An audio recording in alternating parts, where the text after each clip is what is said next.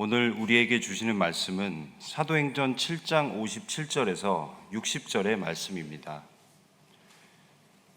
그들이 큰 소리를 지르며 귀를 막고 일제히 그에게 달려들어 성 밖으로 내치고 돌로 칠세 증인들이 옷을 벗어 사울이라 하는 청년의 발 앞에 두니라. 그들이 돌로 스데반을 치니 스데반이 부르짖어 이르되 주 예수여 내 영혼을 받으시옵소서 하고 무릎을 꿇고 크게 불러 이르되 주여 이 죄를 그들에게 돌리지 마옵소서 이 말을 하고 자니라. 이는 하나님의 말씀입니다. 아멘. 네, 오늘도 우리 하나님의 따뜻한 은혜가 신도제일교회 모든 성도님들 가운데 함께 하시기를 주님의 이름으로 축복합니다. 성가대 너무 잘하고 또 인원이 늘어서 지금 자리가 모자랄 정도로 이렇게 꽉 채워지고 있습니다. 우리 성가대뿐 아니라 우리 성전도 사랑하는 성도 여러분, 기도하고 내가 노력해서 꽉 채우려고 노력하는 우리 그런 후반기가 되면 좋겠습니다. 6개월 동안 우리가 수고 많이 했는데 후반기에는 우리 교회가 모든 면에서 또 양적으로도 더 좋아지는 우리 그런 시간이 될 줄로 믿습니다. 자, 우리 옆에 분 한번 인사해 볼까요? 빈 자리를 채웁시다. 자, 6월은 보훈의 달, 흔히 이렇게 이야기합니다. 6월 6일이 현충일, 6.25 한국 전쟁 때 많은 분들이 목숨을 바쳐 나라를 지켰습니다. 이거 기억하자는 의미입니다. 근데 조선시대에도 임진왜란 병자호란 때 목숨 걸고 나라 지킨 분들이 많이 계셨습니다. 고려 시대에도 거란과 싸우고 원나라랑도 싸우고 외구랑도 싸우고. 그러니까 오늘 우리가 이렇게 그래도 편안히 잘 살 수 있는 거는 그 긴 시간 동안 많은 우리 선조들이 목숨까지 바치면서 나라를 지킨 결과였다. 기억하고 감사하자라고 하는 겁니다. 또 전쟁 그러면 옛날 얘기 남의 얘기가 아니라 앞으로 우리나라도 어떻게 될지 모르는 거예요. 필요하면 우리도 나라와 민족을 위해서 헌신할 수 있는 그런 각오를 다져야 합니다. 도움은 못 돼도 우리가 다른 사람한테 피해를 주는 그런 행동하지 않도록 조심해야 됩니다. 몇 년 전에 저 경상북도 이쪽에 큰 불이 났어요.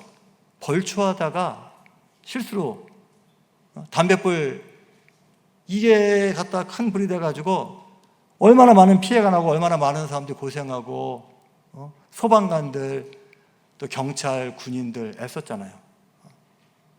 지금도 보이지 않는 곳에서 늘 나라와 민족을 위해 또 애쓰는 이런 분들이 많이 계십니다.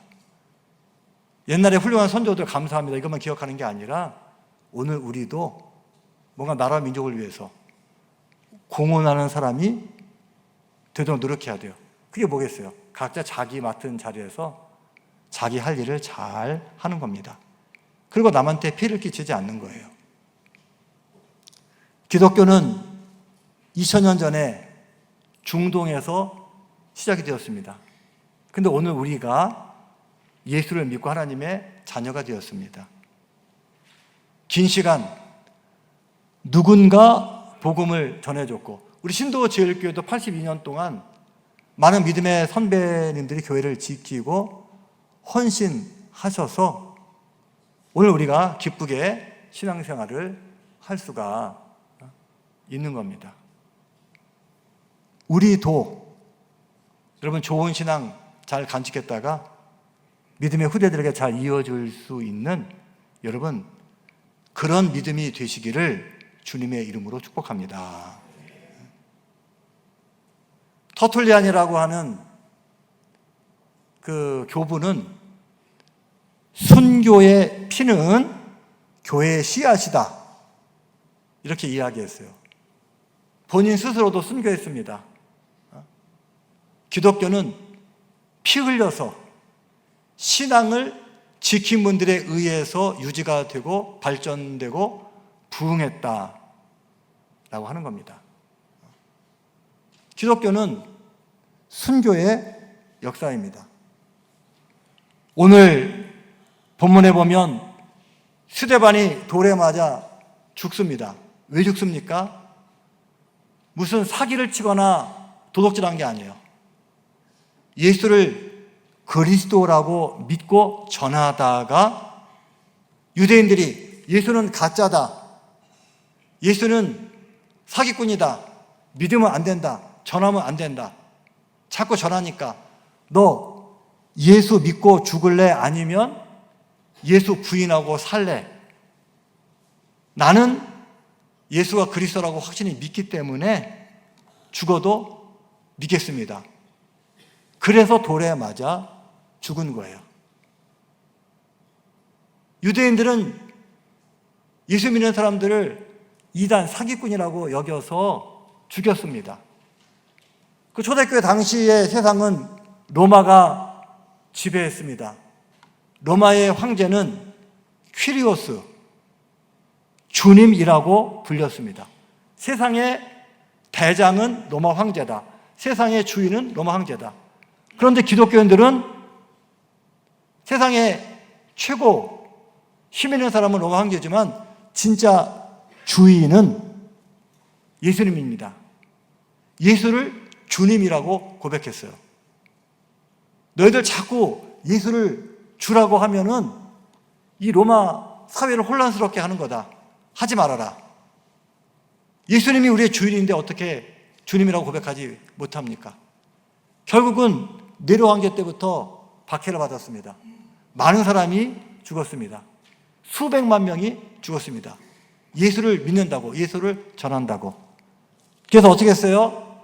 그 그림에 보면 카타콤베, 로마 사람들은 지하에 땅굴을 파가지고 거기다가 무덤 만들었는데 거기 숨어서 기독교인들이 신앙을 지켰습니다. 많은 박해를 받고 죽고. 근데 한 250년쯤 지나서 콘스탄틴 대제라고 하는 위대한 왕이 등장했는데 성령의 인도를 따라서 예수를 믿게 되었습니다. 예수님이 진짜구나. 밀라노 칙령을 내렸어요. 자, 이제 로마 안에서 기독교 박해하지 말아라. 종교의 자유를 줘라. 80년 지났습니다. 데오도시우스 1세라고 하는 황제는 아예 나부터 기독교를 믿겠다. 기독교를 국교. 앞으로 로마에서 출세하려면 기독교를 믿어야 된다. 로마는 기독교 국가다. 로마 전체가 예수를 믿게 되었습니다. 수많은 사람들이 피 흘려서 죽음으로 지켰던 그 신앙이 결국은 온 유럽까지, 로마가 유럽 전체를 지배하고 있었으니까 온 유럽 사람들이 예수를 믿는 이런 놀라운 결실로 이게 맺어지게 되었습니다. 근데 로마가 국교화 되니까 좋은 점은 뭐예요? 많은 사람이 예수를 믿는 건데 또 안 좋은 점도 있습니다. 뭡니까? 권력과 부와 교회가 결탁이 되니까 자꾸 온전한 신앙이 사라지고 자꾸 영적으로 이게 변질되는 이런 아쉬움도 있었습니다. 그래서 여러 가지 수도원 운동도 있고 갱신 운동도 있고 바른 신앙을 지키려고 하는 노력들이 있었습니다. 자, 시간이 많이 지나서 대항해 신화가 돼서 유럽 사람들이 전 세계 다니면서 식민지를 개척할 때 가는 곳마다 뭘 합니까? 선교사도 가서 복음을 전했습니다. 아프리카에 가서도 복음 전하고 남미에 가서도 복음을 전하고 신대륙 미국에도 복음을 전하고 그 미국에 전해진 복음이 결국은 우리나라까지 이어지는 이런 은혜가 나타납니다. 근데 새로운 문화에 가서 복음을 전하면 어떻습니까? 쉽게 받아들이는 게 아닙니다. 우리나라에도 우리 천주교회가 기독교, 우리 개신교보다 100년 먼저 중국을 통해서 유럽 선교사들을 통해서 들어왔는데, 천주교 믿으면 제사도 안 드리고 그러면 나라가 망한다, 쇄국 정책 못 믿게 했습니다. 그래가지고 프랑스 신부 4명이 우리나라에서 처형을 당했어요. 순교했습니다. 프랑스가 화가 나가지고 병인양요 전쟁을 일으키기도 했습니다. 또 예수 믿는다는 이유로 천주교인들 전국에서 만여 명이 순교했고, 지금도 곳곳에 그 순교, 그 성지가 또 이렇게 잘 보존이 되어 있습니다. 그런데 시간이 지나서 우리 기독교가 조선 땅에 들어올 때는 예수 믿는 것 때문에 사람이 죽는 그런 시대가 아니었습니다. 왜? 이미 서양 여러 나라들과 외교 관계를 맺고 이 우리나라가 이제 개방을 했기 때문입니다. 그러면 우리 한국 개신교회는 순교자들이 없느냐? 그렇지 않습니다. 3.1운동 때 기독교인들이 앞장을 섰습니다. 독립운동이기도 하지만 왜 교인들이 앞장섰습니까? 이거는 하나님의 뜻이라고 믿기 때문에 수많은 목사님들이, 성도님들이 목숨을 잃었습니다.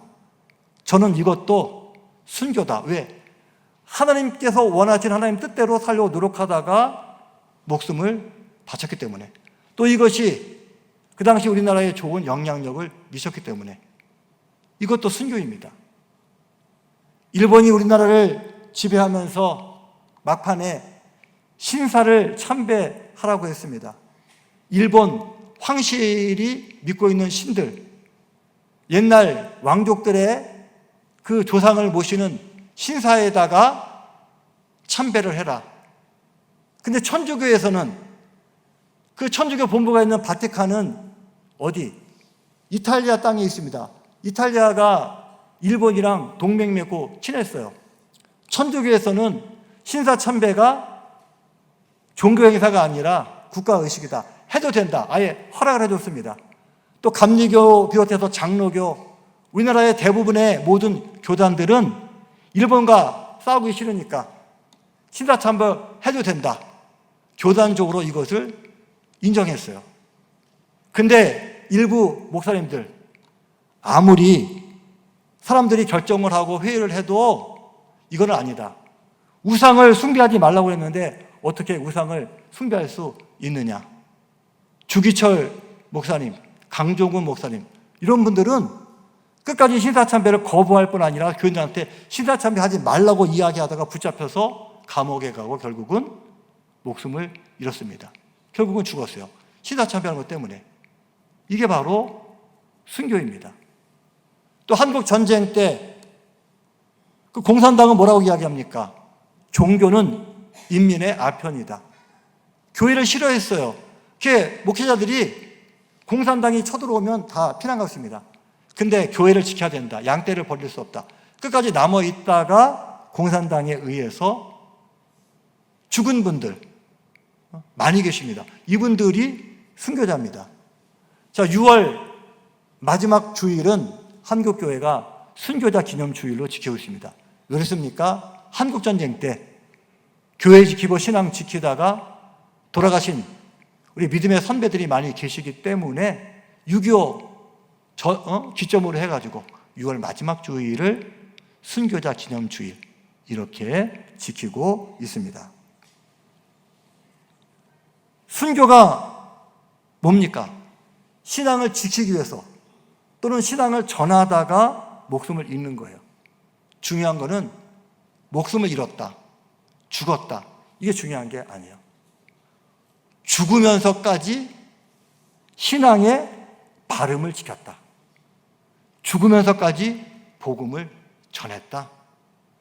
죽은 게 중요한 게 아니라 옳은 신앙을 지키고 유지하고 전했다. 이게 중요한 겁니다. 어느 신학자는 순교는 꼭 죽는 것만 순교가 아니다. 직접 목숨을 잃은 거를 적색 순교 이렇게 표현을 한다면 베드로나 바울이나 예수 믿고 전하다가 직접 죽었어요. 십자가 달려서 또 참수당해서 직접 죽었습니다. 이건 적색 순교. 근데 예수님의 제자 중에 유일하게 사도 요한은 남에게 죽임을 당하지 않았어요. 대신 반모섬에 갇혀가지고 언제 죽을지 모르는 박해 속에서 어렵게 그러나 믿음을 지키며 살았습니다. 어떻게 보면 한 번 순교하는 것보다 평생 믿음을 지키면서 어려운 상황 속에서 살아가는 것, 이게 더 어려울 수도 있습니다. 그 독립운동하던 춘원 이광수나 감리교 정춘수 감독 처음에 열심히 했습니다. 감옥도 가고. 근데 시간 지나면서 어떻게 해요? 점점 마음이 약해져가지고 나중에는 변절, 일본을 찬양하고 태평양 전쟁에 우리 저 젊은이들 나가야 된다 막 기도하고 끝까지 믿음 지키는 게 더 어려울 수도 있습니다. 용기를 가지고 끝까지 믿음을 지킨 거, 이것을 죽지는 않았지만 죽음의 위협 속에 끝까지 믿음 지킨 거, 이거를 백색 순교 이렇게 정의를 합니다. 감리교를 우리나라에 전해준 아펜셀러 목사님, 미국 펜실베니아 유복한 가정에서 태어났어요. 얼마든지 편하게 잘 살 수 있었는데 내가 편한 것보다 하나님께서 원하시는 것이 무엇일까? 조선이란 나라에 아직 기독교가 들어가지 않았다는데 내가 가서 복음을 전해야 되겠다. 자기에게 주어진 시간, 재능, 물질 모든 걸 다 써가지고 뭘 해요? 나를 이롭게 하는 것이 아니라 어떻게 하면 하나님께서 기뻐하실까? 하나님의 영광을 위해서 헌신하려고 우리나라에 왔습니다. 와서 뭐 했습니까? 배제학당 만들고 성경 번역하고, 또 그 당시에는 도로가 잘 안 나 있으니까 목포에 가는데 서울서 인천에서 배 타고 목포 가다가 군산 앞바다에서 같이 배에 탔던 어떤 여인이 물에 빠졌어요. 떨어졌어요. 그 여인을 구하겠다고 물에 들어갔다가 결국은 죽었습니다. 남이 죽인 거 아니에요. 예수 전한다고 죽지 않았습니다. 적색 순교한 거 아닙니다.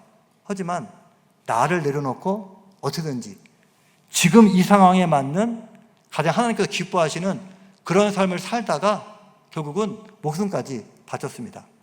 야, 정말 다른 사람을 위해서 이렇게 헌신하는, 목숨까지 내주는 사람이 있구나. 아펜셀러의 삶은 죽으면서까지 귀감이 되었습니다. 하나님의 영광을 위해서 나의 모든 것을 내려놓는 것, 이것을 녹색 순교 이렇게 정의를 합니다. 자, 뭐가 적색 순교고 백색 순교 이게 중요한 게 아니라 어쨌든 꼭 죽어야만 순교가 아니라 순교의 자세로 죽음을 각오하면서 하나님 신앙을 지키고 하나님께서 기뻐하시기를 하려고 노력하는 것, 그게 중요한 순교자의 신앙이었다라고 하는 거예요. 사도행전 4장 19절 이하의 말씀 크게 읽어보겠습니다. 시작. 베드로와 요한이 대답하여 이르되 하나님 앞에서 너희의 말을 듣는 것이 하나님의 말씀을 듣는 것보다 옳은가 판단하라. 우리는 보고 들은 것을 말하지 아니할 수 없다. 베드로와 요한이 그 당시 종교 지도자들이 예수 믿지 마라, 예수 전하지 말라 할 때 사람 말이 아니라 난 하나님 말 듣겠다. 여러분, 그 믿음의 중심을 가지고 살 때 결국은 많은 일도 할 수 있었고 결국은 순교까지 감당할 수 있었다라고 하는 거예요. 오늘 저와 여러분들도 지금 우리가 사는 이 시대가 순교의 시대는 아닙니다. 예수 믿는다고 죽거나 그러지 않아요. 하지만 순교자의 믿음을 따라서 무엇이 지금 이 시대에 가장 나한테 이득인가? 뭐 하면 내가 더 성공할 수 있나? 이걸 관점으로 사는 것이 아니라 무엇이 하나님의 뜻인가? 하나님 뜻대로 살려고 노력할 수 있는, 여러분, 그래서 순교자의 신앙을 잘 이어가는 저와 여러분 되시기를 주님의 이름으로 부탁을 드립니다. 순교자 기념 주일 때 제가 강조하는 목사님이 계세요. 손양원 목사님. 그의 일대기를 소설로도 만들고 영화로도 만들었습니다. 사랑의 원자탄. 손양호 목사님 일제시대 때 신사참배 거부하다가 감옥 갔어요. 죽지는 않았지만 죽을 각오로 하나님 뜻에 순종한 겁니다. 해방이 되었습니다. 많은 목회의 자리가 있었지만 1200명 나병 환자들이 있는 여수 애양원, 힘든 목회를 한 거예요. 문둥병자들을 돕는 그런 목회를 했습니다. 다 내려놓고. 이게 뭐예요? 녹색 순교. 그러다가 1948년도에 여순 사건이 일어났습니다. 우리 한국 근대사의 아주 비극적인 사건인데, 혼란한 해방 그 시기에 좌우 이념 대립으로 2000여 명의 많은 사람들이 희생을 당했습니다. 이때 손양호 목사님의 두 아들도 공산주의자들에 의해서 죽임을 당했어요. 근데 이 손양호 목사님이 자기 아들을 죽인 그 주동자 안재선이라는 사람을 용서하고 그를 구출해주고 그리고 양자로 삼아서 그를 도와줬다. 사람들이 깜짝 놀랐습니다. 세상에 어떻게 이렇게 사랑을 실천할 수 있을까? 그 당시에는 그 히로시마 원자폭탄, 이게 사람들이 제일 무서워하는 거였어요. 그래서 이 손양호 목사님은 원자폭탄처럼 그렇게 아주 강력한 사랑으로 많은 사람들에게 영향력을 준다. 사랑의 원자탄. 어떤 이런 별명이 붙게 되었습니다. 한국전쟁이 일어났습니다. 다들 피난 갔지만 손양호 목사님은 나병 환자들 갈 데도 없는데 내가 교회 지켜야 된다. 끝까지 교회를 지키다가 결국은 목숨을 잃었어요. 적색 순교, 진짜 죽임을 당하게 되었다라고 하는 거예요. 손양호 목사님은 뭐가 중요한 겁니까? 죽어서 중요한 게 아니에요.